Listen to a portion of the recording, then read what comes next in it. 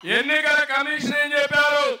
ఈ ఎన్నికలు అయ్యే వరకు వీళ్ళు ఎక్కడ కూడా ఇంటర్వ్యూ కాకూడదు, ఒక రాజకీయ పార్టీకి వంతన పడకూడదు, దూరంగా ఉండమని చెప్పారు. తమ్ముళ్ళు అక్కడి నుంచి శవ రాజకీయాలు బయలుదేరాయి. జగన్మోహన్ రెడ్డి అంటే ముసలి వాళ్ళని చంపియాలని కక్ష కట్టాడు. పండు టాకు లాంటి ముసలి వాళ్ళని వీళ్ళ కోసం నేను ఒకే మాట చెప్పాను, మీ పిల్లలు మిమ్మల్ని చూసుకోకపోయినా మీ ఇంటికి ఒక పెద్ద కొడుకుగా ఉంటా, పెద్దవాళ్ళకి అండగా ఉంటానని చెప్పారు. పెద్ద కొడుకుగా ఉంటానని చెప్పి 5 ఏళ్లు 1000-2000 రూపాయలు పెంచిన పార్టీ తెలుగుదేశం పార్టీ.